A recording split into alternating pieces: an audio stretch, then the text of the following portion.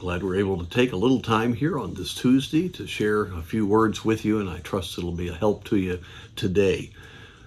The last chapter that the Apostle Paul wrote under inspiration is 2 Timothy chapter 4. And those first verses are a tremendous charge, especially to us as preachers and those that proclaim the truth, about being the right kind of men. You see the seriousness of Paul, knowing he was about to be martyred, and he wanted his son in the faith, Timothy, to keep on going strong for the Lord. But a little bit later, in the greetings that he gives, we have one verse that is in the midst of other verses of greeting. We read in verse 14, Alexander the coppersmith did me much evil. The Lord reward him according to his works, of whom be thou ware also, for he hath greatly withstood our words.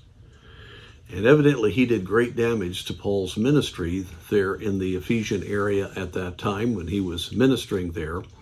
And he's warning Timothy here not to be taken in by the deceitful words of this man that was having influence on Christians there. But what I want to look is on the fact that to let the Lord reward according to his works.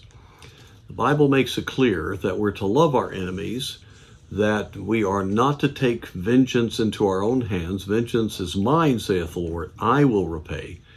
And so it's important for us just to give over those that oppose the truth, those that oppose the gospel, especially if we're personally involved in that opposition. We need to give that to the Lord and realize God's on the throne and he will do what's right.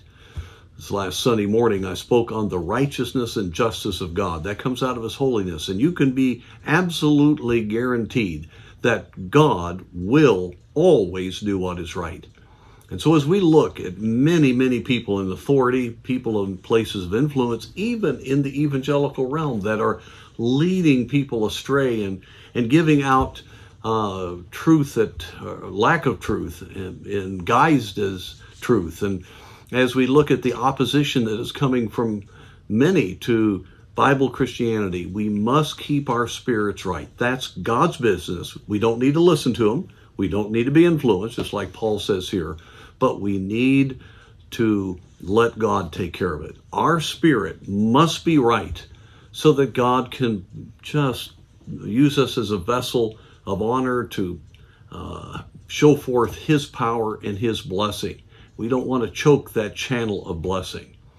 And so today, no matter what news you hear, no matter what you face, no matter how frustrated you may get, and we all do, let's let the Lord take care of it. He's on the throne. He sees it all. And if we'll do what's right, and we will be careful and exercise the responsibilities that God has given to us, God will show himself strong. So we can be encouraged that the God of heaven will do right.